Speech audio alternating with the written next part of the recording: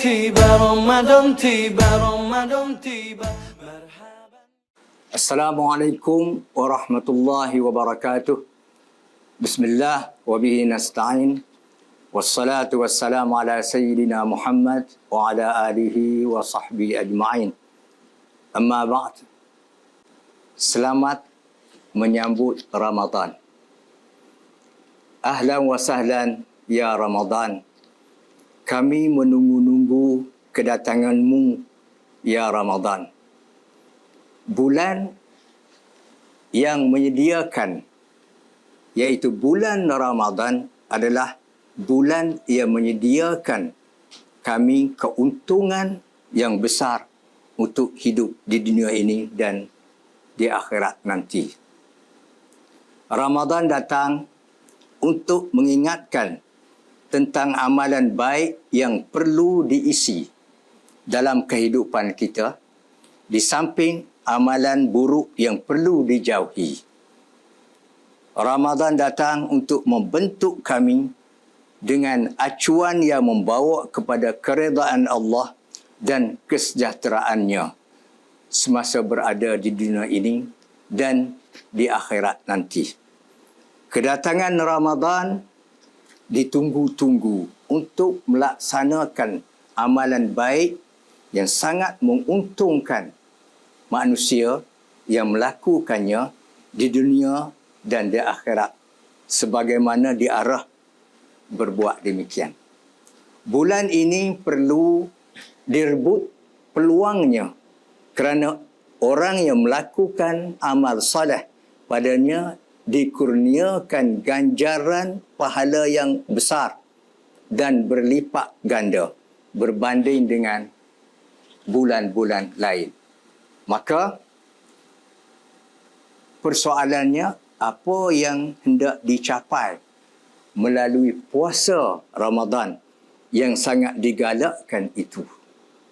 Apa yang matlamat daripada puasa yang dapat dirasai segera, yang dapat dilihat segera,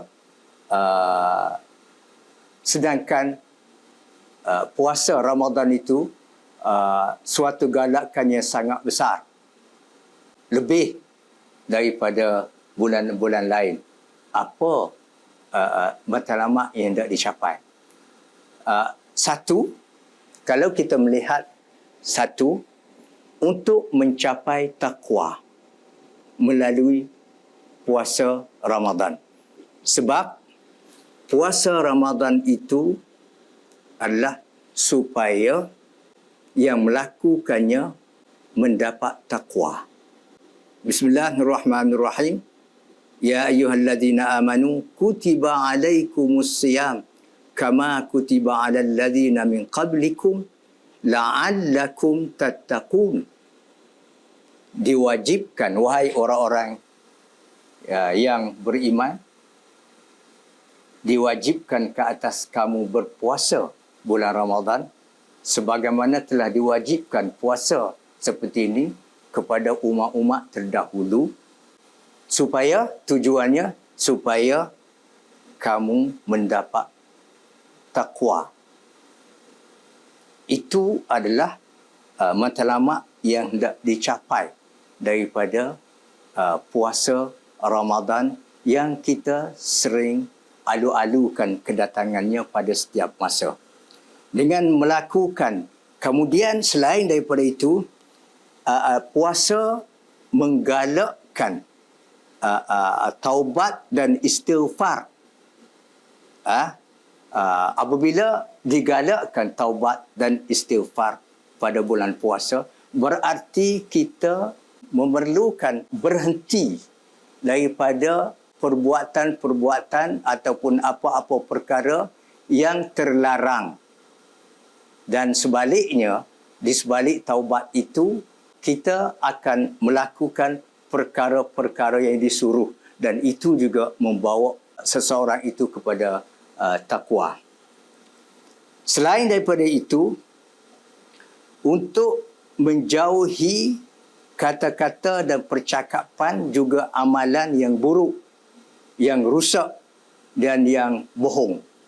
Di sebalik puasa itu, Nabi SAW pernah bersabda, "Man lam yada' qaula zur wal amala bih, falaysa lillahi hajatun fi an yada'a ta'amahu wa syarabah."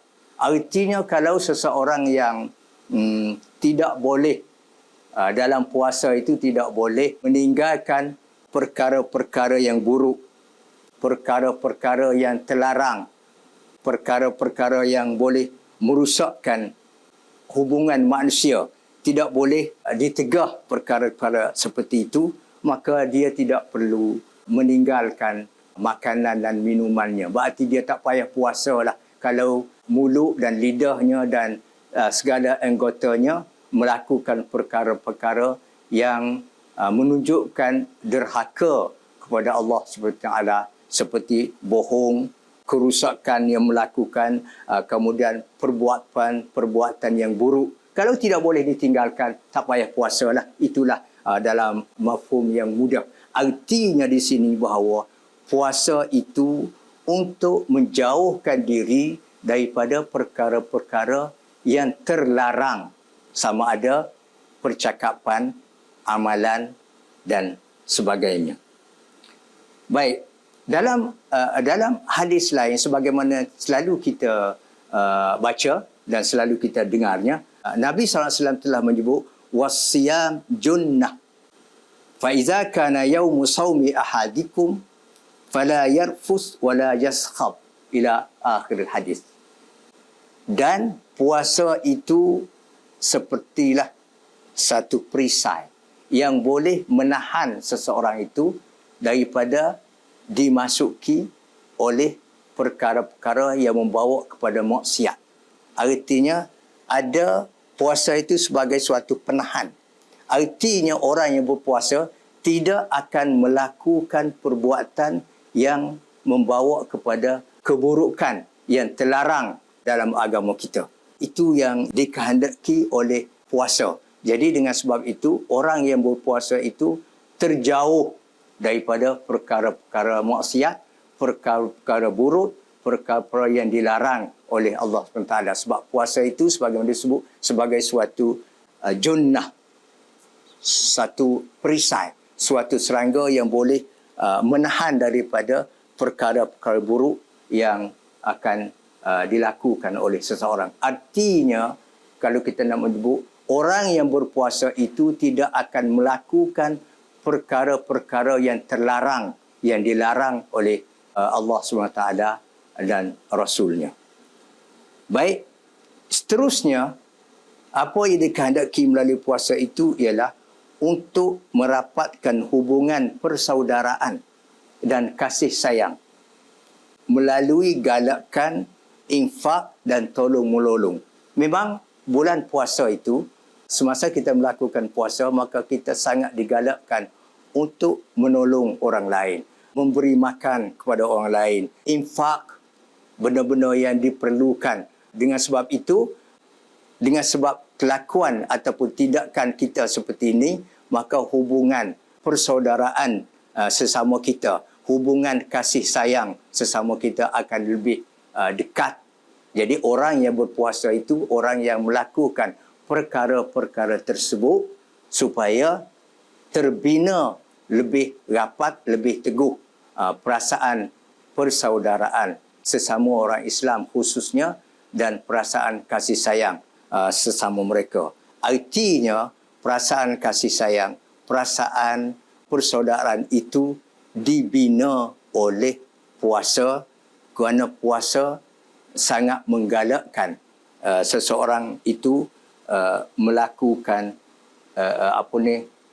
infak, melakukan tolong-menolong sesama kita untuk tujuan tersebut. Itulah yang terdapat di sebalik puasa, yang mengajar kita dan melatih kita ke arah tersebut. Puasa bukan sekadar menahan diri daripada makan, minum pada waktu-waktu yang ditentukan. Bukan sekadar itu, tetapi membentuk diri.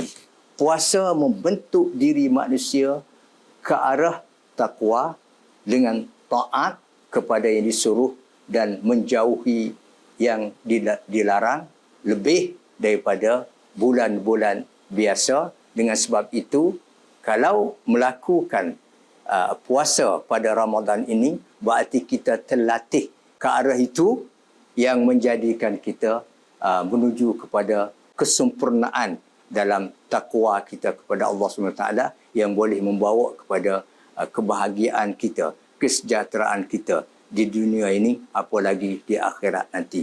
Aqulu qawli hadza wa astaghfirullahal azim li wa lakum. Wassalamualaikum warahmatullahi wabarakatuh. Ya